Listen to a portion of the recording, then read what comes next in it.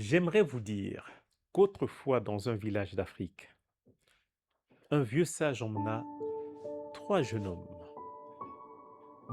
Il les emmena au sommet d'une colline et arrivé là-haut, il leur demanda ceci. Qu'est-ce que vous voyez? Le premier jeune homme répondit, je vois la forêt. Le deuxième jeune homme dit, je vois les villages, je vois les chemins, je vois les rivières. Et le troisième, il resta longtemps silencieux et le vieux sage lui posa alors la question. Mais et toi? Que vois-tu là, jeune homme? Le jeune homme répondit, je vois plus loin que ce que mes yeux peuvent atteindre. Car de cette hauteur, je comprends que les chemins paraissent séparés dans les vallées, mais qu'ils finissent par se rejoindre.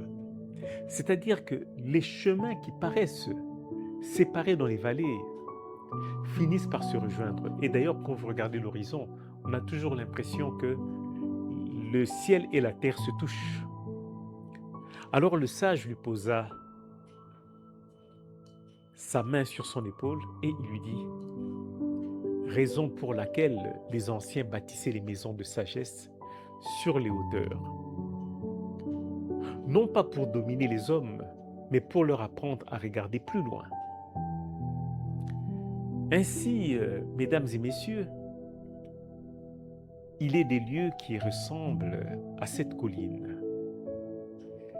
des lieux où l'on ne vient pas seulement pour apprendre, mais on vient pour s'élever, des lieux où l'homme ne va pas pour s'éloigner des hommes, mais l'homme y va pour mieux comprendre le chemin qui conduit vers eux, vers les autres hommes. Et je crois que Maïdi est certainement de ceux-là. Quand je prends mes véhicules, les motos qu'on appelle les buggy, en allant vers Ngeba, en allant vers Linfu, en allant vers Ngidinga ou Kindompolo, je vois cette croix et cette pancarte qui indique Maïdi sur la droite. Sur cette route escarpée de la Nationale 16, où vous montez un peu et vous voyez des enfants qui vendent, et puis sur la droite, vous allez vers le grand séminaire de Maïdi. Ah, Maïdi, un nom court, presque mystérieux, profondément attaché à cette terre du Congo central. Dans l'espace historique de Kisantu et de la Lukaya, et il faut ici respecter le mystère des mots anciens. Je ne vais pas attribuer Maïdi à une étymologie que l'histoire ne permet pas d'établir avec certitude. Mais le nom existait comme nom de lieu avant que le séminaire ne lui donne une renommée dépassant les frontières de la région.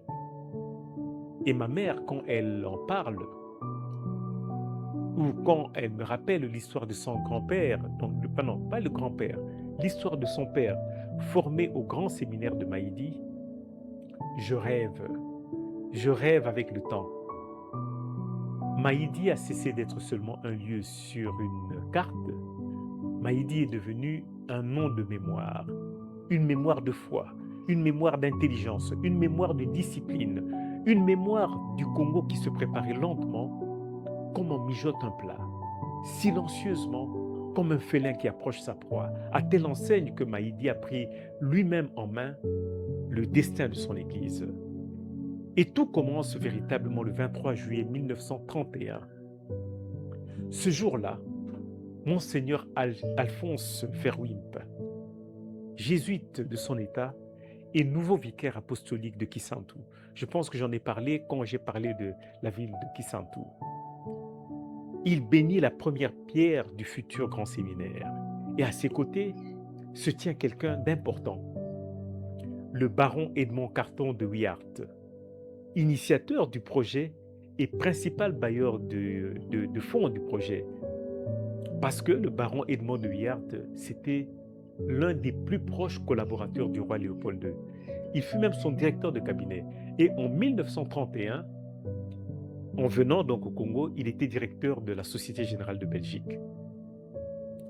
Et c'est à ce moment-là que l'idée du séminaire, de soutenir ce séminaire-là, leur est venue.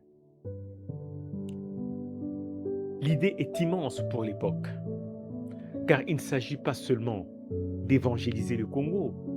Il faut désormais préparer des Congolaises et des Congolais à devenir eux-mêmes des prêtres, philosophes, théologiens, éducateurs, penseurs et demain responsables de leur propre Église.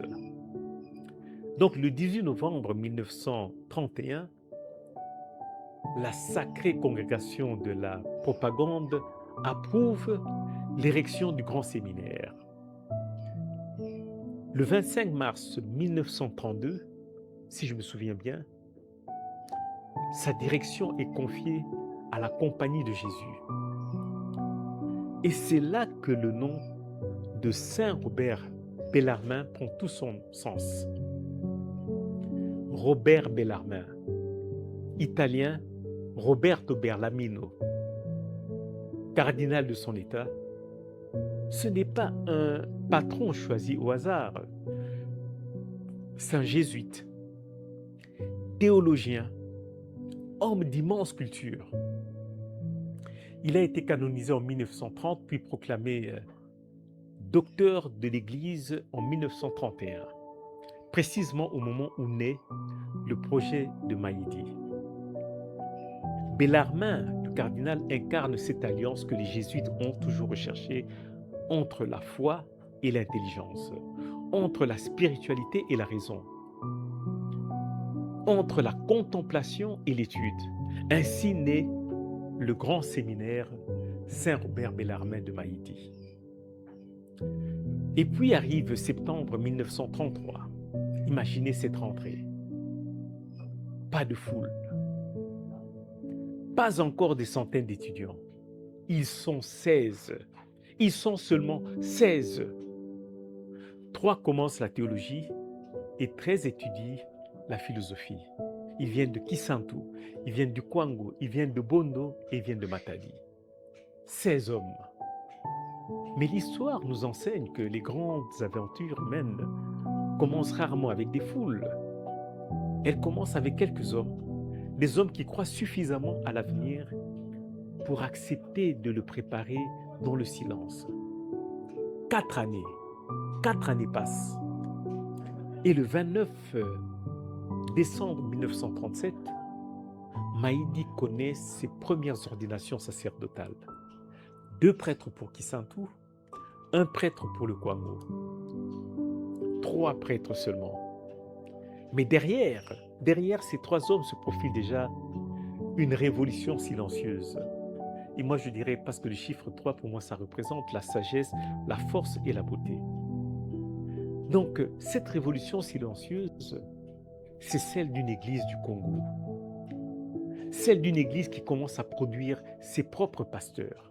Maïdi grandit. Des séminaristes viennent de Buta, ils viennent de Lubangui, ils viennent de Bondo. Plus tard, d'autres viennent de Bassankusu et de Kokilatville, aujourd'hui devenue Mbandaka. Entre 1940 et 1945, des scolastiques jésuites y achèvent également leur étude de théologie et certains y reçoivent l'ordination sacerdotale. Alors vient janvier 1946, une autre lumière s'allume, la revue du clergé africain. Et Maïdi n'est désormais plus seulement une maison où l'on forme des prêtres, mais Maïdi devient un lieu où l'Afrique pense, un lieu où on étudie Aristote, un lieu où on étudie saint Thomas d'Aquin, un lieu où on étudie les Écritures et la théologie, la métaphysique et la morale. Et quand moi je vais là-bas pour pouvoir visiter ces salles-là, mais vous sentez la science qui transpire. Mais progressivement, l'homme africain y réfléchit également à son propre destin. il réfléchit à sa culture, il réfléchit à son Église, il réfléchit à sa responsabilité devant l'histoire. Des décennies plus tard, cette vocation intellectuelle demeure visible jusque dans sa bibliothèque. Et il faut aller voir, plus de 55 000 volumes. 55 000 volumes qui ont été enregistrés dans son catalogue administratif, je crois qu'en 1935. 55 000 livres dans le silence de Maïdi. Combien de jeunes hommes ont ouvert un livre et découvert que le monde était infiniment plus vaste que leur village? Combien sont arrivés avec une vocation et sont repartis avec une pensée? Combien sont entrés pour devenir prêtres et ont découvert qu'avant de conduire les hommes, il fallait apprendre à se conduire soi-même? Et puis, il y a le fameux jardin de Maïdi. Oh, quelle beauté! Il faut avoir pris de la hauteur pour comprendre ce que ce lieu peut inspirer. Chaque fois que j'y vais, je suis ému. Lorsqu'on se tient sur les parties élevées du domaine et que le regard descend vers ces perspectives végétales, ces arbres, ces allées, ces verdures ordonnées par le temps. Et moi, j'ai pris le temps de filmer ça avec un drone. C'est quelque chose d'inattendu qui se produit.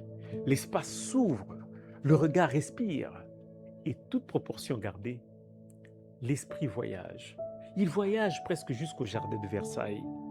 Non pas le Versailles de la puissance, non pas le Versailles de l'or ou le Versailles des fastes de Louis XIV, mais le Versailles dans ce qu'il possède de plus universel, la perspective, cette manière d'organiser, l'espace pour obliger le regard à aller plus loin. Et à Maïdi aussi, le jardin semble enseigner. Les arbres, ils deviennent des colonnes. Les allées deviennent des phrases. Le silence, une méditation. Et l'horizon devient quoi? Une promesse. Car un séminaire n'est pas seulement fait de salles de cours, ni de dortoirs, ou de réfectoires, ou de chapelles. Non, un séminaire, c'est également fait de promenades solitaires, de doutes confiés à un arbre, de prières murmurées au crépuscule de vocation, éprouvées dans le silence.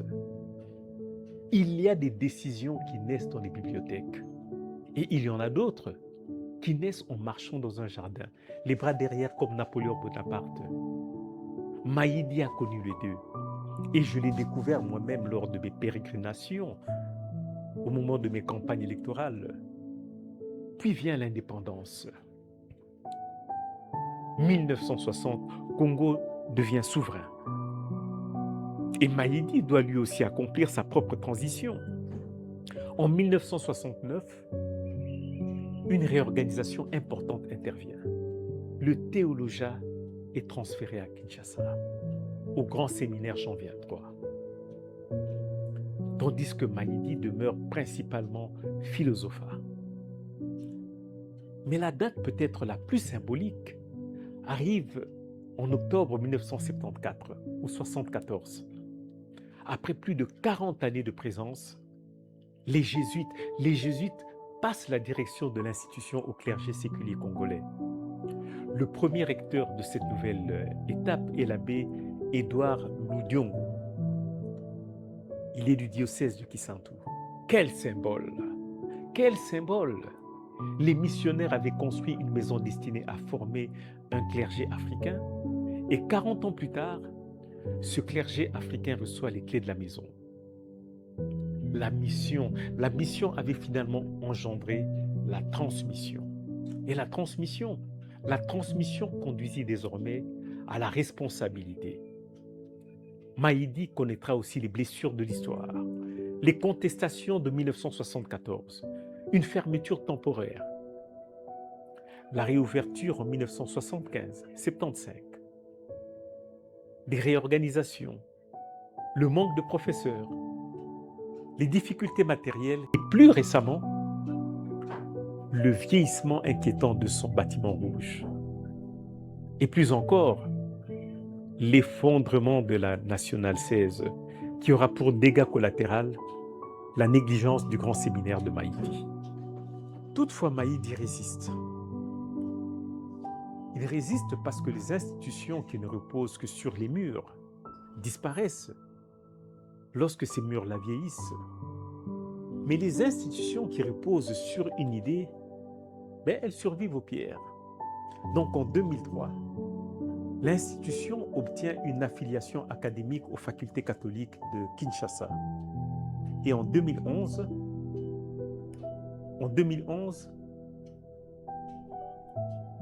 Maïdi est reconnu académiquement comme Institut supérieur de philosophie et de théologie Saint-Robert Bellarmin de Maïdi. Donc Maïdi continue d'accueillir non seulement des Congolais, mais aussi des séminaristes venus d'autres pays, notamment le Congo-Brazzaville, l'Angola. Et c'est ainsi qu'un grand ministre angolais, pas congolais, mais angolais, me confiera qu'il avait été formé à Maïdi. Vous imaginez ma surprise. Ainsi, entre 1933 et 2015, plus de 2200 étudiants étaient passés par cette maison. Imaginez, la première fois, ils étaient à 16, mais là, plus de 2200 étudiants. Voilà pourquoi Maïdi dépasse aujourd'hui Maïdi. Voilà pourquoi Maïdi dépasse aujourd'hui Kisantu. Voilà pourquoi Maïdi dépasse même la Lukaya. Car ce qui s'est construit sur ces terres appartient désormais à la mémoire intellectuelle et spirituelle du Congo. Le jésuite Pierre Teilhard de Chardin nous a laissé cette belle formule magique. Tout ce qui monte converge. Peut-être est-ce finalement cela Maïdi, une montée, la montée du jeune homme vers la connaissance, la montée du séminariste vers le sacerdoce, la montée de l'intelligence vers la vérité, la montée d'une église missionnaire vers une église congolaise assumant son propre destin.